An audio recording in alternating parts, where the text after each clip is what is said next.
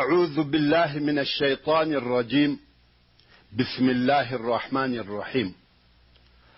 الحمد لله حمدا يوافي نعمه ويكافئ مزيده.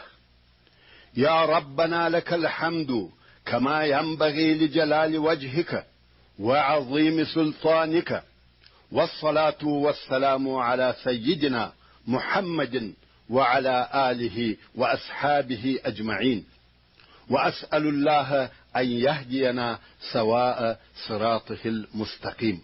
أما بعد، السلام عليكم ورحمة الله وبركاته.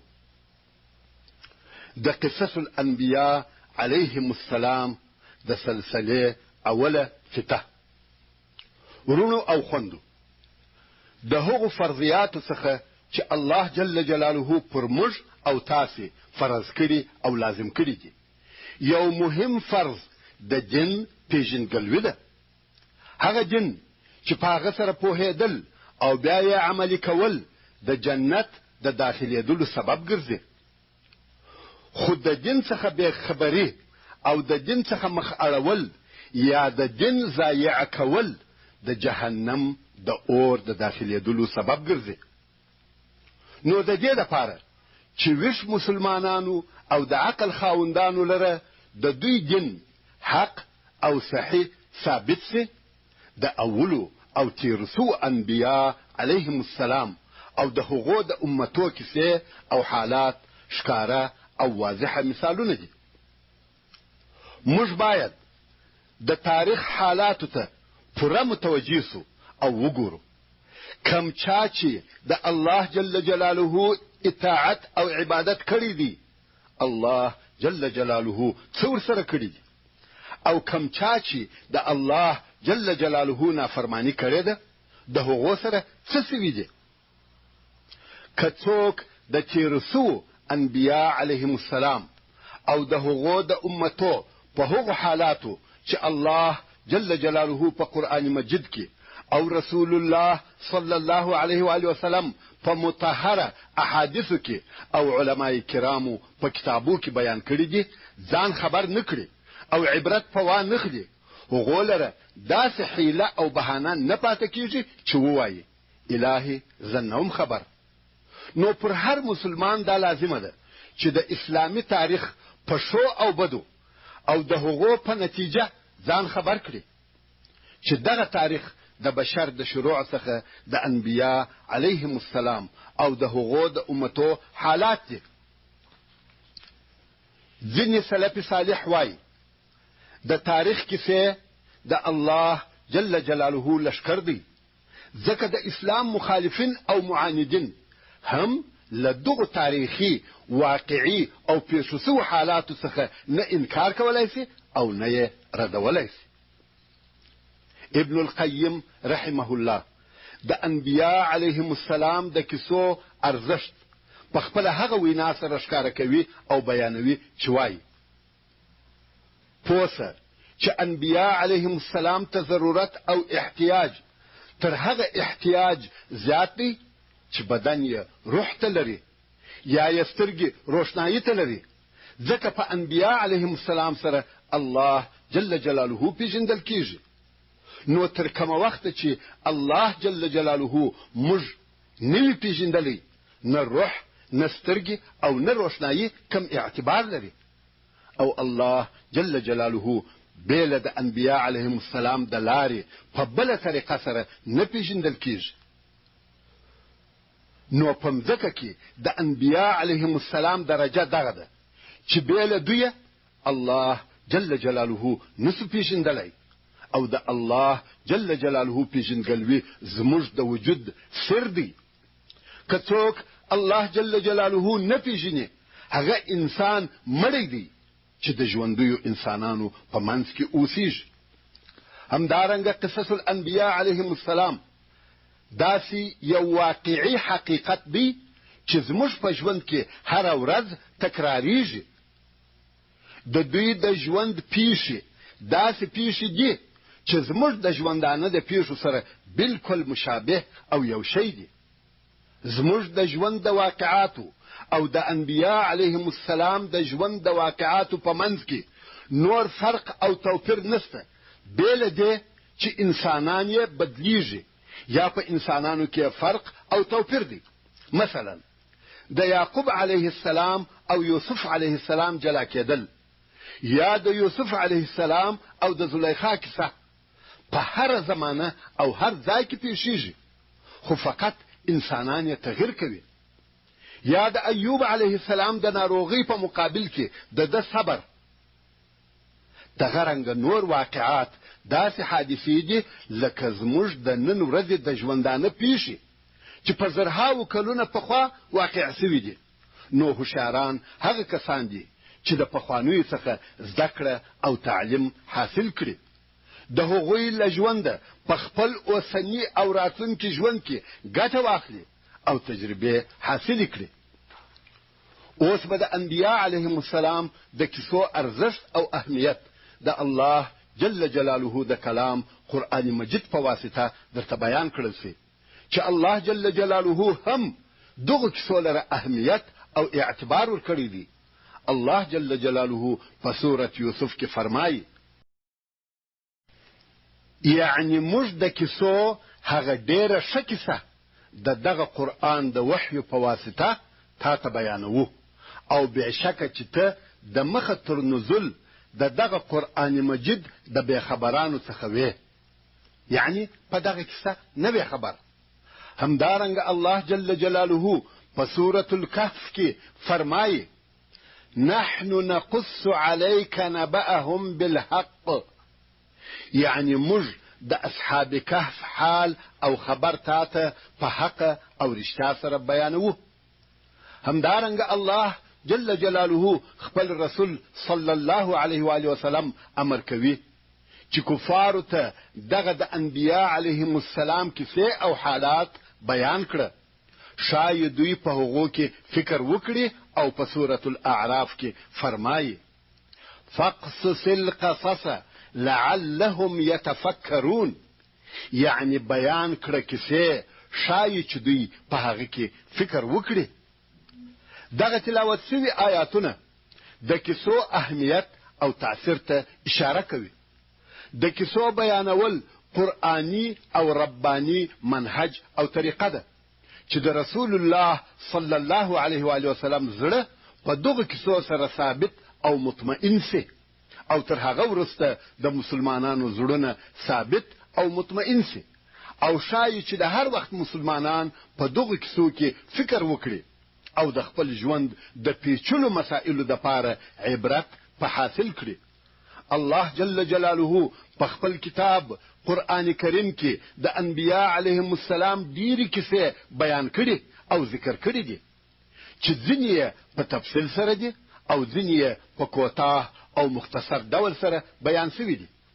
او هغه انبیاء یا رسولان علیهم السلام چې موږ ته یې په قرآن مجید کې نومونه ذکر شوي دي، هغه 25 رسولان یا انبیاء علیهم السلام دي چې د هغو ذکر په ځینو مکرمو آیاتو کې راغلی دی چې د هغې جملې څخه د الله جل جلاله هغه قول دی چې په سورة الانعام په دغو مبارکو آیاتو کې د 13 انبیاء علیهم السلام نومونه ذکر شوي دي.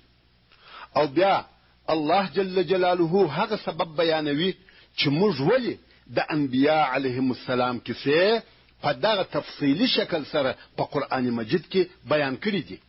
او په سورة هود کې فرمایي، یعنی او ټول هغه شیان چې هغه ته احتیاج سته، دغه د تیرو سوو رسولانو ټول اخبار او واقعات موږ تا ته بیانوو چې ستا زړه په ثابت قوي او مطمئن کړو، او تا ته په دغو واقعاتو او خبرو کې حق، رښتیا او واقعي حالات بیان شوي دي. او په دغو کیسو کې د مؤمنانو دپاره نصیحت، وعظ، پند او یادونه سته. نو د انبیاء علیهم السلام د کیسو په بیانولو کې څو ګټې پرتې دي چې په لاندې ډول سره به بیان کړل شي. لومړی، د رسول الله صلی الله علیه و آله وسلم د زړه ثبات او اطمینان په حاصلېدی. دوهم، کمې تاریخي خلاوې او غلطیاوې چې په خلقو کې موجودې وې او په دغو کیسو کې اختلاف درلودی، د قرآن مجید په نزول سره د هغو غلطیاو پر ځای خلقو ته یقیني او واقعي معلومات او حالات بیان کړل سوه. دریم، دغه کیسې په عین حال کې د مسلمانانو د پاره وعظ، پند او نصیحت دی. همدارنګه الله جل جلاله مشتدا هم راشي چې ټول انبیا او رسولان علیهم السلام په یوه درجه، مرتبه او مقام کې نه دي. او په سورة البقره کې فرمایي: تلك الرسل فضلنا بعضهم على بعض منهم من كلم الله ورفع بعضهم درجات. یعنی دغه ټول رسولان د آدم علیه السلام څخه بیا تر محمد صلی الله علیه و وسلم پورې موږ ځینو د دوی لره پر ځینو نورو فضیلت ورکړی دی. ځینې له دوی څخه هغه دي چې الله جل جلاله خبرې ورسره کړي دي چې آدم، موسی او محمد صلی الله علیه و وسلم دي، او د ځینو د دوی درجه پورته کړي یا لوړې کړي دي، لکه محمد صلی الله علیه و وسلم چې د ټولو انسانانو او پیرانانو د پاره رسول دی، خاتم النبیین دی، امت یې تر نورو ټولو امتو ښه او غوره دی. همدارنګه د صلی الله علیه و وسلم ته نور ډیرې معجزې او خصوصیتونه ورکول سوي دي.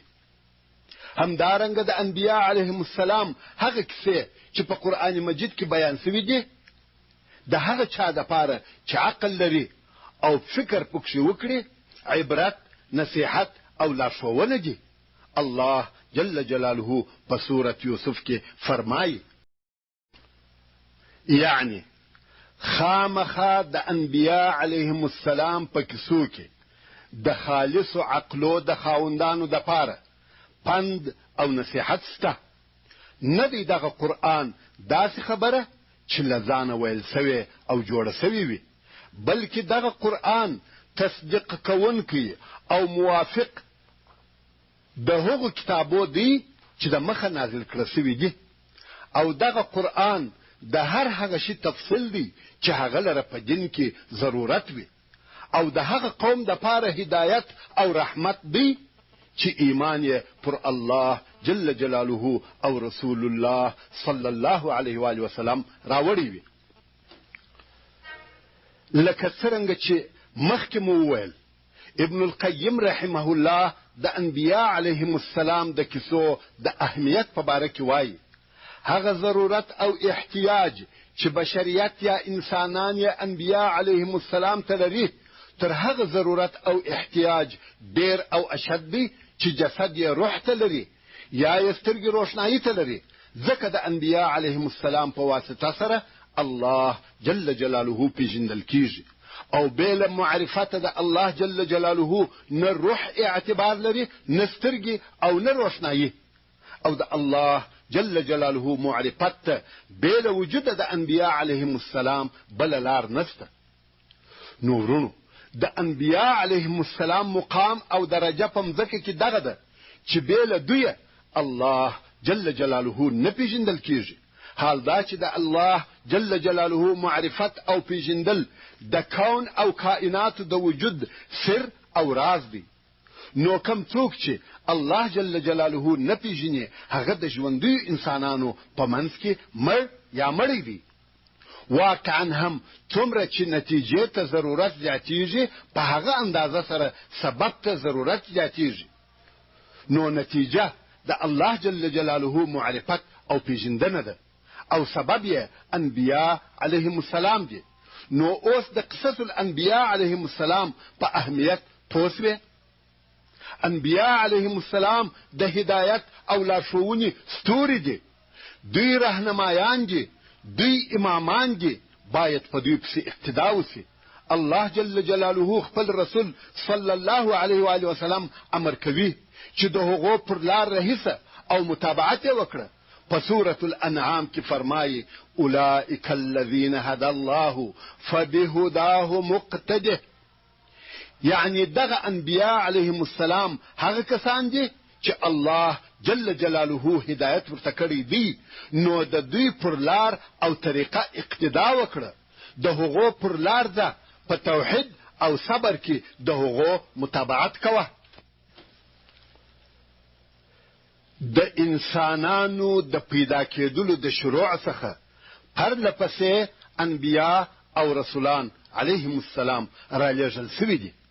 په هغه حدیث شریف کې چې امام بیهقي په شعب الایمان کې د ابو هريره رضی الله تعالی عنه څخه روایتوي، وایي رسول الله صلی الله علیه و آله وسلم وفرمایل: صلوا على انبیاء الله ورسله فإن الله بعثهم كما بعثني.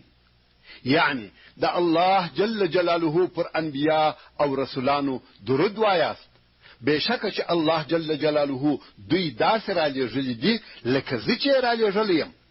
همدارنګه په شعب الایمان کې د ابو ذر رضی الله تعالی عنه څخه روایت دی چې وایي ما رسول الله صلی الله علیه و آله وسلم ته وویل: یا رسول الله، د انبیاء علیهم السلام شمیر څونه دی؟ رسول الله صلی الله علیه و آله وسلم وفرمایل: 1,40,000 انبیاء دي. وایي بیا مې ورته وویل: د دوی څخه رسولان څونه دي؟ د علیه الصلاة والسلام وفرمایل: 314.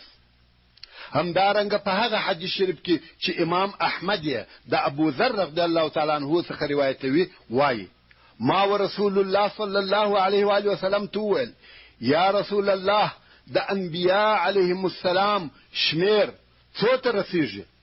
رسول الله صلی الله علیه و آله وسلم وفرمایل: 1,40,000 ته، او له دوی رسولان 315 دي. ډېره لویه ډله.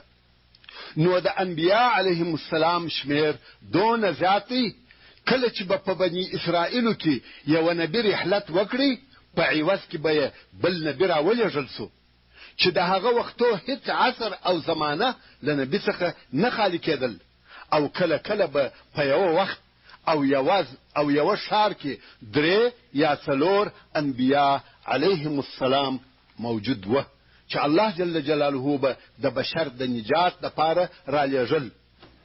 دا ځکه چې په هغه وختو کې د نن ورځې په شان نه د نقلولو وسایل موجود و، نه مخابراتي وسایل. هر کله چې به په انسانانو کې انحراف او د لارې اوښتل موجود سو، د الله جل جلاله له طرفه به نبی یا رسول ورته راولېږل سو چې انسانانو ته سمه او صحیح لار وروښي او د الهي عذاب نجات ورکړي. د انبیاء علیهم السلام د جملې څخه هر نبی د دعوت په لار کې آزارونه، تکلیفونه او مشکلات زغملي دي. پر زحمتو او تکلیفو یې د دې لپاره صبر کړی دی چې د الله جل جلاله د امر سره موافق خپل رسالت او امانت خلقو ته ورسوي. نو د انبیاء علیهم السلام وجود او راتګ حق دی او بشر ضرورت ورته لري.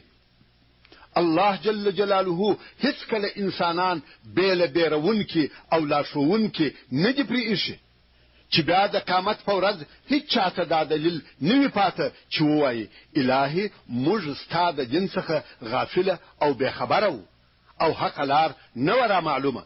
نو ځکه همیشه هر قوم او هر ملت ته بشیر او نذیر راغلی دی. الله جل جلاله په سورة فاطر کې فرمایي: وَإِن مِّنْ أُمَّةٍ إِلَّا خَلَا فِيهَا نَذِيرٌ. یعنی هیڅ داسې امت نشته مګر په هغه امت کې بیرونکی تیر سوی دی. نو هر امت ته د دې دپاره خبر ورکوونکی او بیرونکی راغلی دی چې د قیامت په ورځ چاته دا دلیل نه وي پاته چې ووایي الهي زه نه وم خبر. د انبیاء علیهم السلام د کیسو لوړوالی او امتیاز په دې کې دی چې دغه کیسې په خیال او تصور نه دي جوړې سوي. لکه ځینې لیکونکي چې یوه کیسه لیکي، نو څه د کیسې هغه واقعي پېښ سوي حالات ولیکي او نور له ځانه خیالي خالونه او دړۍ د دې دپاره ورېږدي چې ډرامه یا تراجیدي کیسه ځینې جوړه سي، بلکې د انبیا علیهم السلام کیسې داسې واقعي کیسې دي چې د مځکې پر مخ پیښې سوي دي. د تیرو وختو انسانانو د خپل ژوند په مختلفو وختو کې لیدلي او پر تیرې سوي دي، او موږ پر دغه ایمان لرو چې یونس علیه السلام واقعا د ماهي په نس کې ولوېدی او ابراهیم علیه السلام اورته واچول سو. همدارنګه د دغو کیسو امتیاز او شوالی دادی چې عبرتونه او نصیحتونه، لارښوونې او تجربې پکښې شته. د انبیا علیهم السلام کیسې د دې لپاره نه دي چې د موټرانو سفرونه پلند کړو یا دا چې فارغه وختونه په تیر کړو، بلکې دا داسې کیسې دي چې د مقصد او عبرت ډکې دي چې په نتیجه کې موږ باید د هغو ښو او صحیح کارو پیروي او متابعت وکړو کوم چې انبیا علیهم السلام او د دوی متابعینو ته د دواړو جهانو کامیابی ورحاصله کړې ده. او د هغو خطاو څخه چې د نورو انبیا علیهم السلام د امتو څخه پیښې سوي دي، د دې دپاره ځانونه وساتو چې د الهي عذاب وژغورل سو. که موږ د انبیا علیهم السلام په کیسو کې فکر او غور وکړو، وبه وینو چې دغه کیسې د بشر د تاریخ اساس او محور، مرکز او بنسټ دي. ځکه د بشر د تاریخ اساس او بنسټ د انبیا علیهم السلام په تاریخ پورې اړه لري. هو، پاچاهانو او عسکري قومندانانو لره د بشر په تاریخ کې ډېر اثر او تاثیر شته چې کومې خواته انسانان کشول کولای سوای، مګر هغه اثر او تاثیر او هغه نتیجه چې د انبیا علیهم السلام دعوت د بشر په تاریخ کې درلودل، هغه ډېر مهم او عظیم تاثیرات و. تاریخ جوړونکي اشخاص انبیا علیهم السلام دي، ترڅو چې د انبیا علیهم السلام ژوند او د هغو د ژوند کیسې او واقعات نوی را معلوم، په تاریخ نسو پوهېدلی. حتی تر نن ورځې پورې چې په دنیا کې کم جنګونه او اختلافونه ویني یا پیښیږي، دغه ټول هغه جنګونه او اختلافونه دي چې د حق او باطل په منځ کې تر اوسه جاری او روان دي. دا هغه جنګونه دي چې د انبیا علیهم السلام د متابعت کوونکو او د دوی د دشمنانو په منځ کې جاری دي. پر دغه ټولو سربیره ترڅو چې د انبیا علیهم السلام په کیسو پوه او خبر نسو، په قرآن مجید هم نسو پوهېدلی. ته پوهېږې چې د قرآن مجید څونه آیاتونه د انبیا علیهم السلام د ژوند او د دوی د دعوت او د دوی د امتو په باره کې بیان کوي. او که موږ په هغو کیسو او واقعاتو نسو خبر چې د دغو آیاتو تر شا پرتې دي، په ډیرو ځایو کې به د قرآن مجید د آیاتو په ترجمه او معنا کې خطا سو. ته پوهېږې چې په قرآن مجید کې څو واره آدم علیه السلام او د هغه کیسه ذکر شوې ده. همدارنګه څو واره نوح علیه السلام او د هغه کیسه ذکر شوې ده. څو واره د موسی علیه السلام سره د بني اسرائیل او فرعون معامله ذکر شوې ده. دغه کیسه او د هغې واقعات تر اویا ځایه زیات ذکر شوي دي. اویا آیاتونه نه، بلکې په اویا ځایه کې دغه حالات ذکر شوي دي، او په هر ځای کې څو آیاته په دغه باره کې نازل شوي دي چې کله کله تر 10 آیاتو هم زیات وي. او د قرآن مجید څونه سورتونه د انبیا علیهم السلام په نومو بلل شوي دي.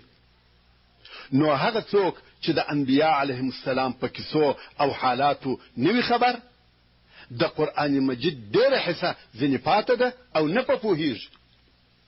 همدارنګه زموږ په دغه اوسني بحث کې د انبیا علیهم السلام کیسې د دې دپاره بیانېږي چې د الله جل جلاله لارې ته د دعوت طریقه زده کړو.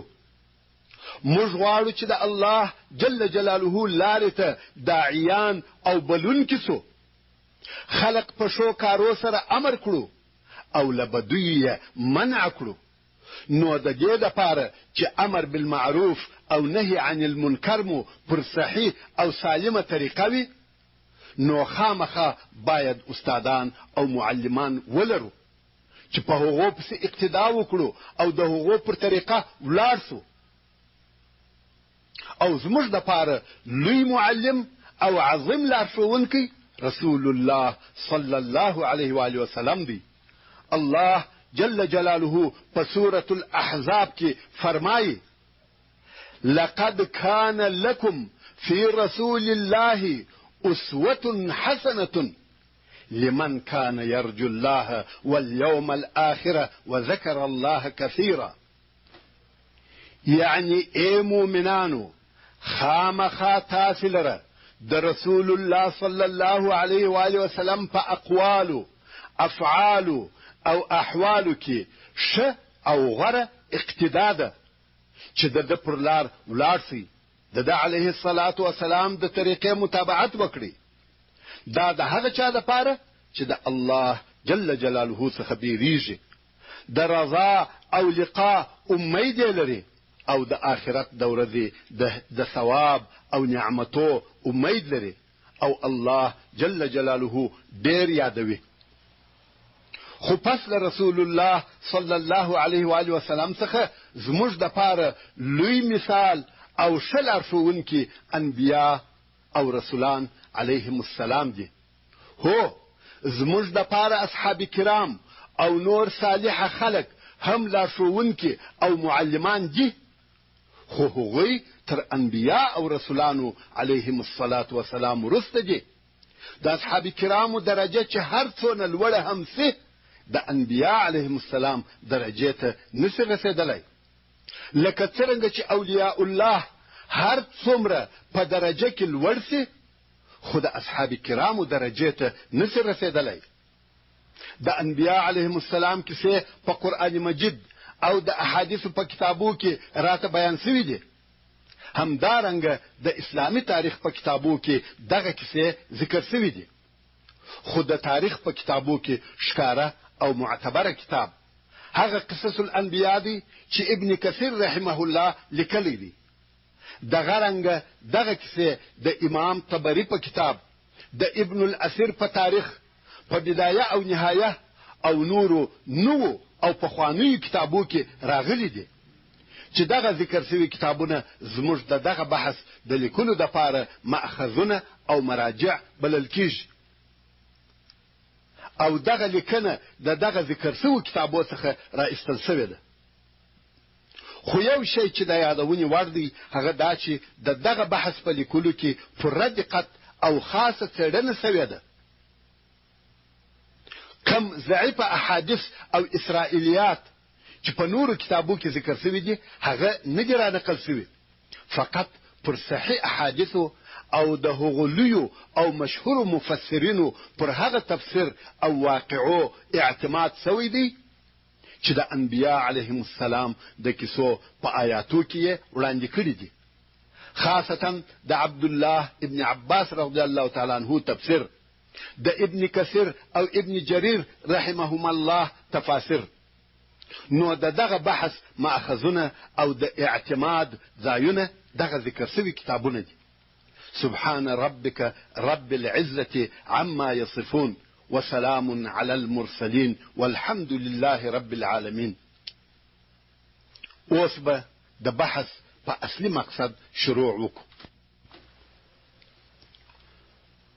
خو د انبیاء علیهم السلام د کیسو تر بیانولو د مخه به بحث له اوله یا د خلقت د شروع څخه را شروع کړو. تر انبیاء علیهم السلام د مخه، د مځکې تر پیدا کولو د مخه او د آسمانو تر خلقولو د مخه د هغه اول ابتدا او شروع څخه به را شروع کړو. الله جل جلاله په سورة الزمر کې فرمایي: الله خالق كل شيء وهو على كل شيء وكيل. یعنی الله جل جلاله د هر شي خالق او پیدا کوونکی دی. د ټولو موجودات خالق الله جل جلاله دی او دغه الله جل جلاله د هر شي ساتونکی او تصرف کوونکی دی. په ټولو شیانو او ټولو کارو کې هغه څه تصرف کوي څرنګه چې یې خوښه وي. همدارنګه الله جل جلاله په سورة الحدید کې یعنی دغه الله جل جلاله هغه ذات دی چې اسمانونه او مځکه یې د شپږو ورځو په مقدار کې پیدا کړي دي او بیا یې پر عرش استوا وکړه. داسې استوا چې د عز وجل له شان سره مناسبه وه. الله جل جلاله ته هغه څه معلوم دي چې په مځکه ننوځي لکه مړي او بارانونه، او هغه څه ور معلوم دي چې له مځکې څخه راوځي لکه کښت، نباتات او معدنونه، او هغه شیان ور معلوم دي چې د آسمانو څخه نازلیږي لکه رحمت او عذاب، او هغه څه ور معلوم دي چې آسمان ته پورته کیږي لکه ښه او بد عملونه. او دغه الله جل جلاله په علم او قدرت ستاسې سره دی چې هر چیرې تاسې یاست. او الله جل جلاله د هغو شیانو او هغو کارو لیدونکی دی چې تاسې یې کوئ، نو خامخا د هغو اعمالو چې تاسې یې کوئ سزا او جزا درکوي. همدارنګه الله جل جلاله په سورة هود کې فرمایي: وهو الذي خلق السماوات والأرض في 6 أيام وكان عرشه على الماء. یعنی دغه الله جل جلاله هغه ذات دی چې د شپږو ورځو په اندازه کې آسمانونه او مځکې پیدا کړي دي. شروع یې د یک شنبې څخه وه او آخره یې د جمعې ورځ وه. او د الله جل جلاله عرش د مځکې او آسمانو تر خلقت د مخه پر اوبو باندې و. په هغه حدیث شریف کې چې امام احمد یې روایتوي وایي: ابو رزین العقیلی رضی الله تعالی عنه رسول الله صلی الله علیه و آله وسلم ته وویل: یا رسول الله، د مخه تر دې چې زموږ رب عز وجل آسمانونه او مځکه پیدا کړي دی عز وجل چیرې و؟ رسول الله صلی الله علیه و آله وسلم وفرمایل: په اوریځ پراخ کې و، هغه چې لوړ یې هوا وه او کښته یې هوا وه، او بیا یې خپل عرش پر اوبو خلق یا پیدا کړی. او په هغه حدیث شریف کې چې امام احمد او ترمذی د عباده ابن صامت رضی الله تعالی عنه څخه روایتوي وایي: د رسول الله صلی الله علیه و آله وسلم څخه مې واورېدل چې وی فرمایل: اول هغه شی چې الله جل جلاله خلق او پیدا کړی قلم دی. او بیا یې وفرمایل: ولیکه. په دغه وخت کې ټول هغه څه ولیکل سوه چې د قیامت تر ورځې پیښیږي او موجودیږي. دا د الله جل جلاله علم دی چې قلم د الله جل جلاله په امر په لوح محفوظ کې ولیکي.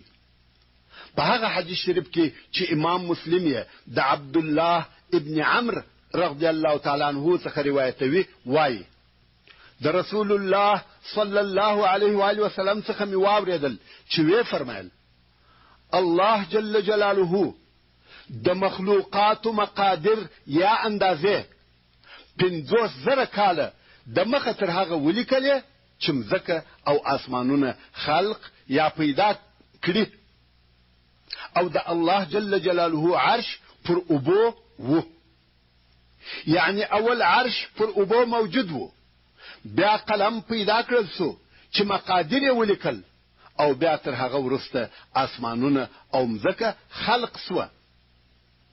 او د خلق په مسئله کې چې څه شی اول خلق سوي یا پیدا سوي دي، د عام علماو نظر هم پر دغه ذکر سوي ترتیب دی.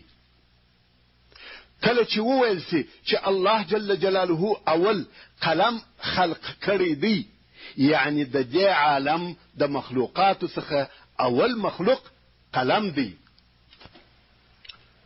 همدارنګه دغه ترتیب په هغه حدیث شریف کې راغلی دی چې امام بخاری د عمران ابن حسین رضی الله تعالی عنہ څخه روایتوي او وايي زه د رسول الله صلی الله علیه و آله وسلم سره وم چې له یمن یو ډله راغله او ویل موږ تاسو راغلی یو چې په دین کې معلومات وکړو او پوښتنه درڅخه وکړو چې اول څه شي خلق شوی یا پیدا شوی دی رسول الله صلی الله علیه و آله وسلم وفرمایل الله جل جلاله و او تر هغه د مخه هیڅ شی نه او د الله جل جلاله عرش پر ابو او هر شی په ذکر کې ولیکي او بیا یې اسمانونه او مځکه پیدا کړل یعنی شروع او ابتدا عرش پر ابو بیا قلم چې ټول مقادیر یې ولیکل علماء کرام وایي چې په خلقت او پیدایشت کې پس له قلمه سمدستي لوح محفوظ خلق شوی دی او قلم پر لوح محفوظ لیکنه وکړه او پس له دغه نور مخلوقات پیدا سوه چې د اسمانو او مځکې او نور شیانو خلقت دی د دغو ذکر شوی شیانو د خلقت یا پیدایشت په ترتیب کې د علماء کرامو نور قولونه هم شته خو دغه ذکر شوی ترتیب هغه د عام علماو رأی او نظر دی مګر د هغو مخلوقاتو چې په عالم السماوات والارض کې موجود دي د ترتیب په باره کې صحیح حدیث شریف شته چې هغه حدیث شریف دی چې امام مسلم او امام احمد د ابو هريره رضی الله تعالی عنہ څخه روایتوي چې وايي رسول الله صلی الله علیه و آله وسلم تر لاس ونیولم او وی فرمایل الله جل جلاله ځکه د شنبه په ورځ پیدا کړ او د یک شنبه په ورځ غرونه پکښ پیدا کړل او درختي د دوشنبه په ورځ پیدا کړ او مکروه یعنی ناخوښ شیان لکه مرزونه میکروبونه او داسې نورې د سه شنبه په ورځ پیدا کړ نور او روشنایی د چهارشنبه په ورځ پیدا کړ حیوانات او چارپایان د پنځشنبه په ورځ نشر کړل او آدم علیه السلام یې د مخلوقات په آخر کې د جمعې د ورځې په آخري ساعتو کې تر مازیګر وروسته د مازیګر او ماښام په منځ کې پیدا کړي نو د ټولو مخلوقات په آخر کې چې خلق شوی دی هغه آدم علیه السلام دی دغه حدیث شریف څخه دا معلومه او څرګنده سوه چې د دهریانو او کمونیستانو نظریه چې تکامل او تطور ورته وایي پوچې او بې معنا خبرې دي بلکې انسان په خپله ځان ته انسان خلق شوی یا پیدا شوی دی نو آخر د مخلوقاتو او آخري مخلوق ابو البشر آدم علیه السلام دی او د جمعې د ورځې په آخري ساعت کې د مازیګر او ماښام ترمنځ خلق شوی دی الله جل جلاله د آدم علیه السلام تر پیدا کولو د مخه ملائکه خلق کړي او پیدا کړي وي په هغه حدیث شریف کې چې امام مسلم او د احادیث نور امامان یې د حضرت عائشه رضی الله تعالی عنها څخه روایتوي وايي رسول الله صلی الله علیه و آله وسلم وفرمایل ملائکه له نور پیدا شوي دي او پیرانان د اور د هغې لمبې څخه پیدا شوي دي چې د اور توروالی ورسره وي او آدم علیه السلام د هغه څه څخه پیدا شوی دی چې بیان یې درته شوی دی یعنی د خټو یا خاورو څخه د ملائکو تر خلقت وروسته پیرانان خلق شوي یا پیدا شوي دي او په دغه باره کې چې پیرانان له اوره پیدا شوي دي آیاتونه او ډېر احادیث شته الله جل جلاله په سورة الرحمن کې فرمایي وخلق الجان من مارج من نار یعنی او الله جل جلاله د پیرانانو پلار ابلیس علیه لعنه د اور د هغې خالص لمبې څخه چې د اور توروالی ورسره وي پیدا کړی دی همدارنګه الله جل جلاله په سورة الحجر کې فرمایي والجان خلقناه من قبل من نار السموم یعنی او جان د پیرانانو پلار د مخه تر انسان موږ له هغه اوره پیدا کړی دی چې خالصه لمبه وي دود پکښې نه وي. دا د جن یا پیري خلقت دی او ابلیس علیه لعنه د جن او پیرانانو څخه دی. ابلیس هیڅکله نه ملائکه و او نه د ملائکو څخه و، بلکې ابلیس جن یا پیری دی. او دغه خبره په آیات شریف کې راغلې ده. الله جل جلاله په سورة الكهف کې فرمایي: وَإِذْ قُلْنَا لِلْمَلَائِكَةِ اسْجُدُوا لِآدَمَ فَسَجَدُوا إِلَّا إِبْلِيسَ كَانَ مِنَ الْجِنِّ فَفَسَقَ عَنْ أَمْرِ رَبِّهِ. یعنی کله چې موږ ملائکو ته وویل چې تاسې آدم علیه السلام ته د تعظیم سجده وکړئ، نو ټولو ملائکو سجده وکړه بې له ابلیسه چې دی د پیرانانو څخه و. نو دغه ابلیس د سجدې په نه کولو سره د خپل رب عز وجل له امره ووتی. نو ابلیس جن دی، د ملائکو څخه نه دی. حسن بصری رضی الله تعالی عنه وایي ابلیس د سترګو د رب پر اندازه هم د ملائکو څخه نه دی سوی. یعنی د شروع او ابتدا څخه تر انتها پورې ابلیس جن و او جن دی. هیڅ وخت نه ملائکه و نه د ملائکو څخه سوی دی. او په خپل ابلیس علیه اللعنه الله جل جلاله توایي: خلقتنی من نار، یعنی زه دې له اوره پیدا کړی یم. حال دا چې ملائکه له نوره خلق سوي یا پیدا سوي دي. نو دغه ټول دلائل پر دې دلالت کوي چې ابلیس جن او پیری دی، نه ملائکه و نه دی. د عبد الله ابن عمر او عبد الله ابن عباس رضی الله تعالی عنهم اجمعین څخه روایت دی چې ویل یې پیرانان 2000 کاله د مخه تر آدم علیه السلام خلق سوي او پیدا سوي دي، او پر دغه مځکه چې دغه اوس موږ پیژنو اوسېدل، مګر فسق او فجور یې کاوه، ډېر زیات فسادونه او قتلونه یې کول، یو د بل وینې تویولې. نو الله جل جلاله د ملائکو یو لشکر ورته راولېږي او د پیرانانو سره جنگ وکړي. دغه جنگ د آدم علیه السلام تر پیدا کېدلو د مخه پر مځکه پېښ سوی دی او پیرانان یې په دریابو کې جزیرو ته وشړل. نو پیرانان د بر اعظمو څخه هغو جزیرو ته وشړل سوه چې د دریابو په منځ کې دي، او تر نن ورځې پورې دغه جزیرې د پیرانانو اصلي وطنونه دي. نو د پیرانانو اصلي او رئیسي مرکزونه د دریابو جزیرې دي. داسې ډېر احادیث ته چې دې ته اشاره کوي چې ابلیس علیه اللعنه د پیرانانو پاچا او رئیس دی، او د پاچاهۍ تخت یې د دغو جزیرو په یوه ځای کې پر اوبو پروت دی. ورونو او خوندو، د انبیا علیهم السلام قصې پر 2 قسمه بیانېدلی سي. یو دا چې یوازې قصه بیانېږي او هغه آیاتونه چې په دغه قصه پورې تعلق لري پرېښول سي. بل دا چې د قصې د بیانولو سره سم هغه په قصه پورې تړلي آیاتونه د معنا سره ورسره بیان سي. خو دغه دوهم قسم بیان د ګټې او فایدې په سبب تر اول قسم بیان ښه او ګټور دی. ځکه کله چې د قرآن مجید تلاوت کوي یا یې اوري او پر هغو آیاتو راسي کم چې د هغو تر شا دغه قصې پرتې دي، نو د آیاتو په ترجمه پوهیږي او د قرآن مجید له تلاوته خوند اخیستلی سي، او بل به مو قصه هم په کتاب الله سره مستنده وي.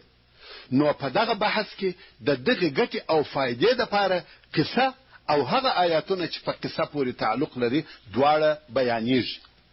وما توفيقي إلا بالله والسلام عليكم ورحمة الله وبركاته.